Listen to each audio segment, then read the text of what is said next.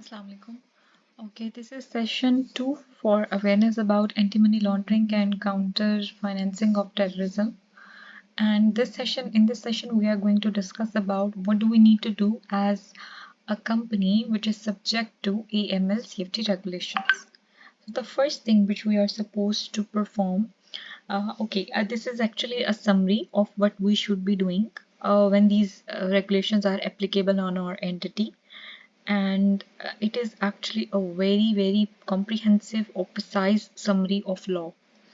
The first responsibility is to have a documented set of internal policies and controls, which is called AML policy procedures.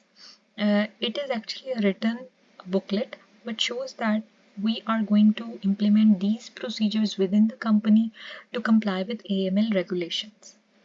Those written procedures are actually evidence that you are going to comply with the regulations. The second obligation on us is to verify the client identity. The third responsibility is to screen your clients. Fourth responsibility is to assess the risk, and on the basis of risk assessed, for example, someone is high risk, the level of due diligence is decided. Now, due diligence only means what should you know about your client. Some of the terms might be technical for you, but do not worry. We are going to explain all of them as part of later discussion in today's session. Then, on the basis of risk assessed, you are going to decide how much you should know about your client. And sixth responsibility is to do AML reporting. What type of report, how to report is part of discussion. The seventh responsibility is to keep the records. For example, someone came to you to buy something, you got their ID documents. Now it is your responsibility to keep those ID documents which you have taken from them. Similarly, if you are attending a training session, if you are attending it via a proper channel, which means through a company, or by directly attending sessions recorded by or authorized by the authorities, then also, and by the companies also, you normally get a training sheet or a training certificate. So those training certificates are actually records for you to note that you have attended a training session. These record keeping is also a responsibility of this regulation. Now let's start from establishing policy procedures. Probably you are already having the set of policy procedures with you. It is a booklet which shows that we are going to comply with these procedures within our company, and these procedures are going to help us in implementing the regulations. Right? If you already have your booklet, please go through those procedures. If you don't have, then you can wait for receiving them from the relevant entity, and you are then supposed to understand them and consult with your compliance auditor or whoever the auditing company you are engaged with. Then confirm them that you understand them properly, and also if you come across with the questions, you are supposed to tell the company. All right. The second responsibility on the company is to verify the identity of the clients. Whenever a new client comes to us, if we are dealing in precious metals and stones, we are supposed to get their ID documents. Then the second part comes that those documents could be original or could not be original. So we need to cross check few things. Just like if they are giving Emirates ID, we are supposed to cross check whether that Emirates ID is still valid, or they are living illegally, or there could be something else, right? As in the first session we have understood that there could be possibilities that someone is involved in criminal activities, so this is also a crime to reside somewhere without having relevant ID documents, right? Similarly, we are supposed to cross-check their information among Emirates ID, visa copy, and passport copy if it is a person. If it is a company, then we are supposed to cross-check their details by from their trade license. On their trade license, their owner name, or on their MOA, which is Memorandum of Association, their owner's name is also there. So that should also be cross-verified. That is also the identity of a company. If a company is your client, then who is their ultimate beneficiary owner, which means who is their ultimate shareholder? That shareholders' ID documents are mandatory. You should collect them from them, and then you are supposed to cross-check them. This ID verification is a proper procedure which you should be implementing. It is also explained in your policy procedures. Then the third obligation comes, which wants you to screen your clients. The link which you can see on the screen is also there in your policy procedures. As part of this link, you are supposed to check your client's name in the list provided by the authority. There are two lists. Once you go to this link, you will find two lists. One is UN sanction list and one is UAE local terrorist list. In both of those lists, you are supposed to find the client name. You will do just Control F in the system. Then if you identify the name, then you cannot do business with such a client. We call it is a sanctioned person. But once you check their name, if you identify that someone is sanctioned, you are supposed to submit one report to authority, which is suspicious transaction or activity report. And you are also supposed to reject transaction with them. You are required to submit to check the client's name in both those two lists. Then comes the fourth requirement, which is risk assessment. There is one form of risk assessment with you already. You are supposed to fill that form for each of your customer, and then you are supposed to we miss one thing from the previous slides, that we are supposed to uh, get the ID documents from the clients. Then we are supposed to fill one KYC form from them, and that KYC form should be signed and stamped by your clients. Then comes this risk assessment form. It should be signed and stamped by your company, because you are going to assess the risk of your client. Sometimes if our client is a member of parliament, for example, then that person is a PEP, which means that person is politically exposed person. And for a PEP, the risk is always high. They might be having corrupted money or something. Similarly, if someone is from blacklisted countries, there is a list of countries provided by authorities, and they have blacklisted few countries. If someone is from is in that blacklisted country and they are dealing with you, then again this client's risk is high. This whole risk assessment process is explained in your procedure. Whenever the client is having high risk, we are supposed to perform enhanced due diligence on them, which means we should know more about them. Risk assessment is categorized in a form. If you see four main categories, one is your customer risk, which is the risk which is specifically related to a particular customer. For example, you are unable to identify who is the ultimate beneficiary or shareholder of a company because the client is not able to provide you ID documents of them. They are not giving you. They are saying, it could be they are saying that our owner is not here, or they are telling you that we are not permitted to share their ID documents. Similar could be reasons. So in this case, your customer risk would be high. Similarly, if your customer is an other company which is also dealing in precious metals and stones, then your customer risk would again be high, because that activity itself is high risk. Then it could be that they have a complicated structure, or for example, a shop is very recently opened and they want to invest in gold or precious metals or stones, but the transaction does not make sense to you. It is quite abnormal for them to buy something this much expensive from you. I would simply say that it doesn't make sense, right? So this is again your customer risk would be high. Another type of risk is service or transaction risk. Now, this type of risk means that there's something wrong or some risk with this particular transaction. It could be, sometimes it's quite usual for us to know. Sometimes a client comes to us, it could be another company, it could be an individual. They agreed to buy a certain amount of gold, or they agreed to buy a particular property, but then they decided what they want to purchase. But then when it comes to payment, they want to make payment through third party, and they have no proper justification for why they want to make payment through third party. Then your risk is high. It could be that third party is has to give them some money back because they purchased something from them, right?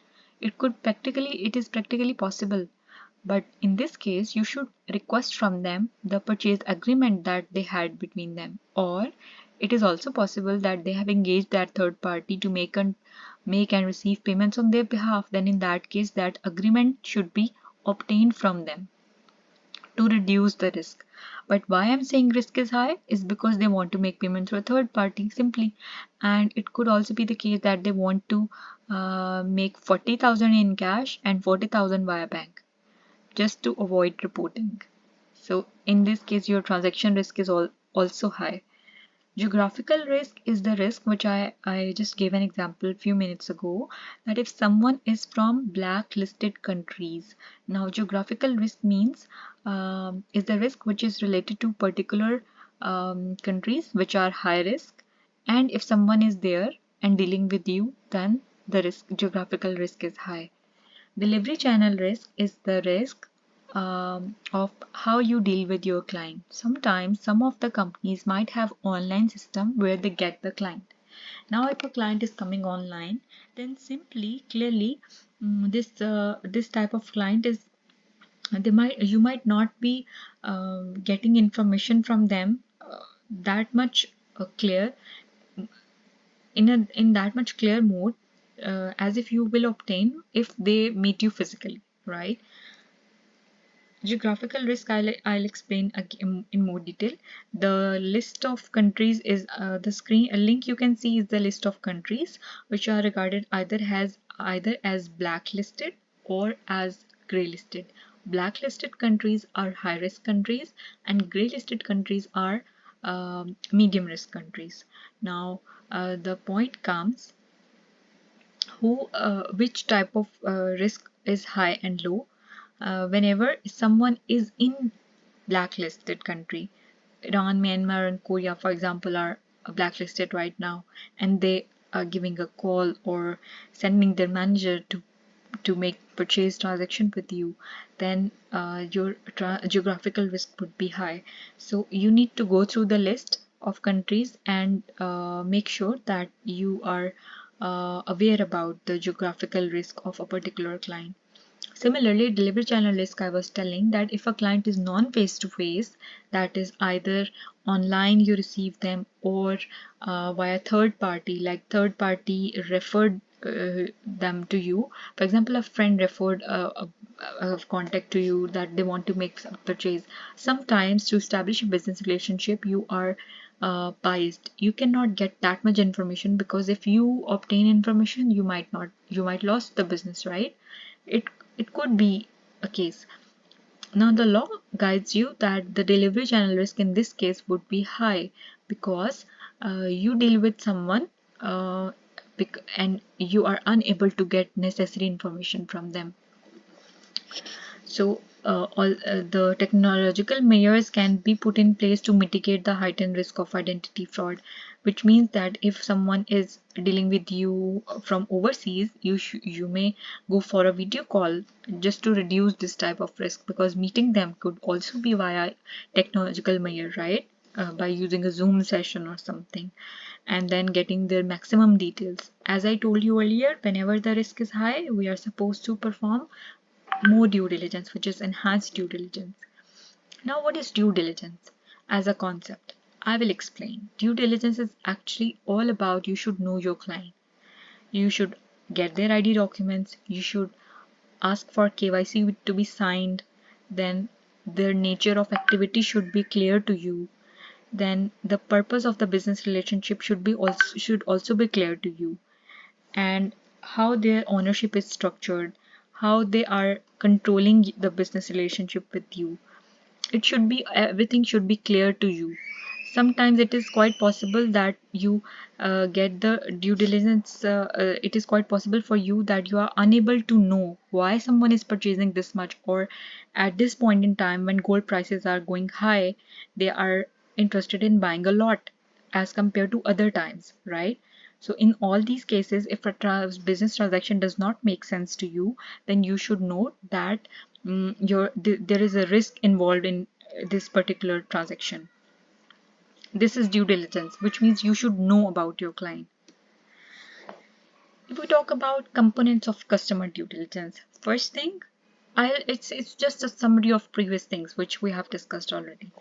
First thing is customer identification, which is when you obtain the ID documents of your customer, then you fill those ID documents in KYC and get your customers sign and stamp on them, and then you verify the ID documents. These three phases are part of customer identification.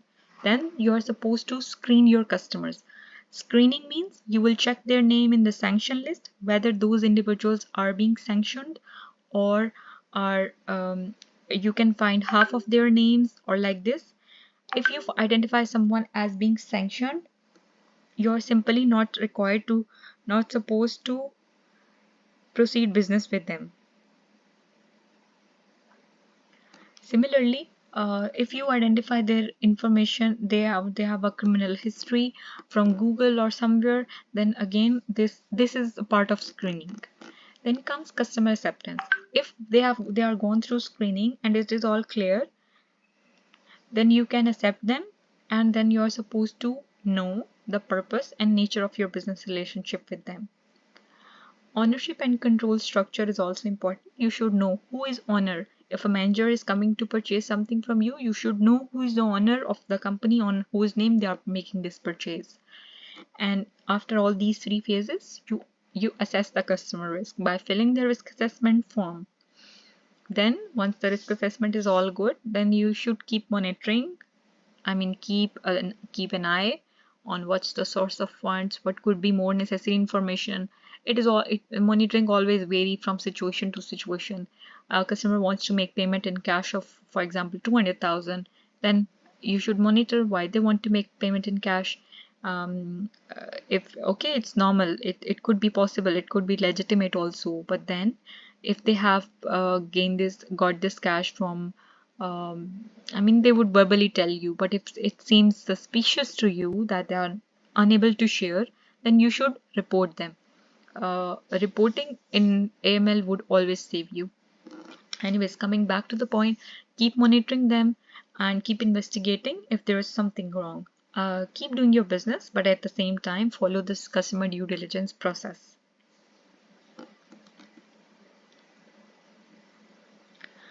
As I told you earlier, that whenever the risk of a client is high, you are supposed to perform enhanced due diligence, enhanced level of customer due diligence, which means that you will identify or verify the customer source of funds, where they are coming from. If it could be that it is their business income, it could be that it is a person who is individual who is coming to you and want to purchase something, and they actually want to invest their money in gold. It could also be the case, but you should be particular about it. You should know about it. That's the point here. There is a list provided by authority, which is known as list of red flags, or the list of suspicion indicators, or we call them the list of suspicion. These are actually red flags or alarm indicators. We can call them by any means, or sometimes the authorities are also mentioning about them in your service. It's an obligation by the authority to have this type of list with you in your company, which shows that these could be the situations which are alarms for us. For example, if someone apparently is dealing on behalf of someone. They're giving you their own ID documents, but somehow they change the statement why they are talking to you. Sometimes when you require for particular information, they might say, no, okay, we are not interested in transaction with you anymore. Now, these could be suspicion indicators or alarms for you to know that there is something wrong with this type of transaction. Sometimes the client wants to make payment in cash above say 55, and they have no adequate explanation on why they're, because we know normally whenever a new client comes or whenever you go to purchase something, for example, you have 100,000 in cash, you normally, as part of business relationship, you normally tell your supplier that okay, we actually got these proceeds from sale of XYZ something, and therefore we want to invest in it in this, so normally you get to know as part of your business relationship on why someone is having large amount of cash in this modern era when digital currency is very common, right? So you should know about it. If they are unable to provide you adequate explanation, and you get to know, always you always get to know if someone seems suspicious, just go for reporting them. All right, reporting will always save us. And there is another example: if someone actively avoids personal contact without sufficient justification. For example, an owner of a business is interested in a particular commodity or precious stone or a particular property, and when you inquire from them, they always send their managers to deal, to negotiate. So they actively avoid personal contact, and there is no reason. I mean, they have no reason to give you. They are within UAE, but they do not, just busy schedules or something. It could be quite. You can know if something is wrong with them, right? So it is also a suspicion indicators. And if someone suddenly cancel a transaction, it is also an alarm. You should always know about what is happening. If someone is involving third party payment without legitimate connection or explanation, then again it would be an alarm for you to understand.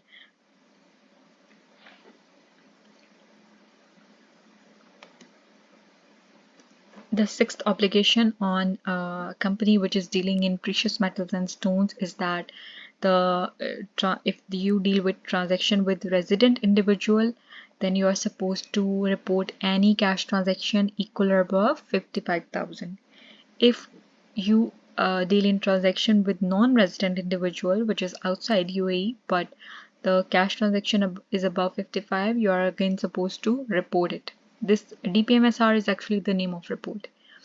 Transaction where if you deal in a transaction with companies, then if transaction is above 55 through cash or through wire transfer, which means if from outside bank to UAE bank, then you should submit this DPMSR to the authorities.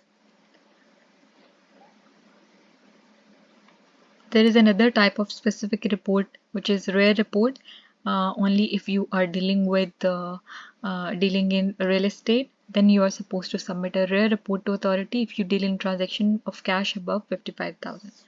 For other reports which are common to all industries, a suspicious transaction report or suspicious activity report, it should be submitted whenever there is any suspect about an activity or an attempted transaction related to money laundering or other offenses such as financing of terrorism or illegal organization. Then you should always submit a report to authority. It is not mandatory for you to have proper investigation on your end, but if it is a suspect, you should just submit the report to authority.